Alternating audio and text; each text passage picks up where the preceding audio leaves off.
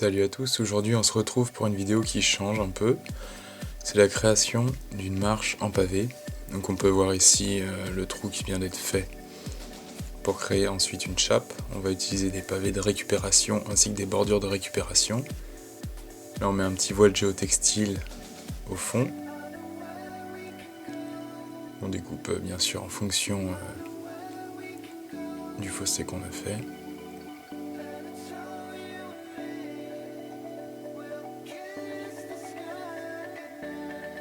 Donc ça va permettre d'éviter qu'il y ait un échange de terre entre la fondation et le sol qui est en dessous.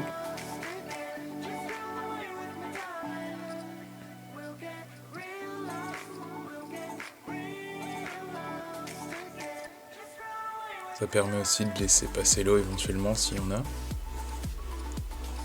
On peut voir, on a replié l'excédent, donc ça fait une double couche, c'est pas plus mal.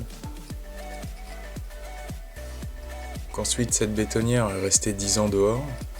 J'ai réussi à la dégripper, et du coup, on met un peu de graisse quand même au niveau du pignon. Et ça faisait bien longtemps qu'elle n'avait pas tourné, et puis ça avait besoin un petit peu de graisse.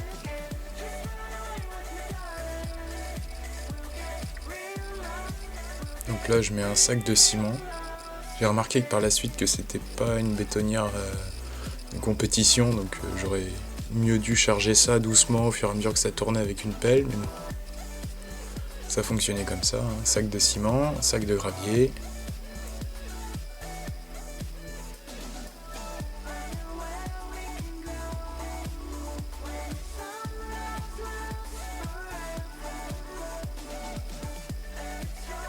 J'ai commencé à faire tourner ça.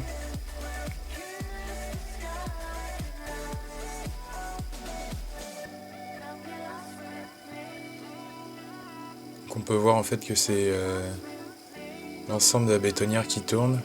Il n'y a pas une pale dedans en fait qui permet de faire tourner ça différemment.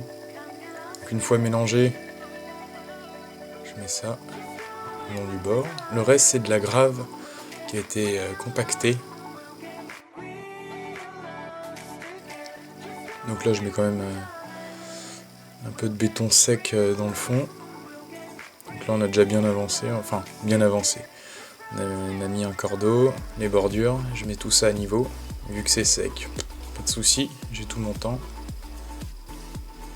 On voit déjà le ferraillage qui est prêt, parce que ça sera humidifié et qu'il y aura plus de béton dessus, quand on fera la semelle. Quand on fera les chanfreins. Donc avec une grosse disqueuse à béton, on a quand même quelques découpes, dont un angle à 45 degrés à réaliser.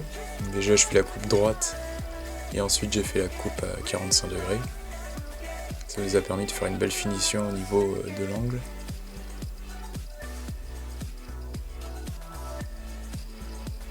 Voilà, on peut le voir ici, c'est plutôt pas mal. Donc on voit il y a déjà le béton qui a été coulé, le ferraillage qui a été mis, et de la grave remise par-dessus. On voit que c'est assez droit.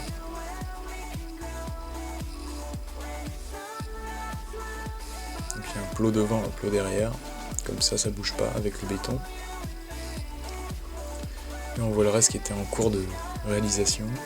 Donc bien sûr, tous les outils nettoyés à chaque fois. Là, il y avait un peu plus de grave mise en place. Tous les pavés, vu que c'est des pavés de récup, j'ai quand même nettoyé la terre et tout ça à la brosse avant de les utiliser, histoire qu'ils soient un minimum propres. Éviter que la terre contamine le béton ou quoi que ce soit. Ou me gêne dans la pose. Donc on a posé les pavés en quinconce, avec des joints à peu près réguliers. Des joints assez gros d'ailleurs, mais ça c'était voulu. Par la suite, je sais pas si on le montre, mais on a mis un joint de dilatation. Donc là on peut voir la semelle qui est en train d'être faite. Régulier, hein.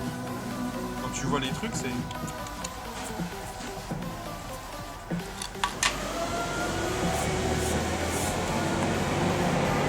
Souffle, hein. Là c'est le niveau. Là c'est le niveau, donc à partir de là, faut que je règle. Ça c'est bien. Ah. Il est à moitié ouverte, c'est Ça marche.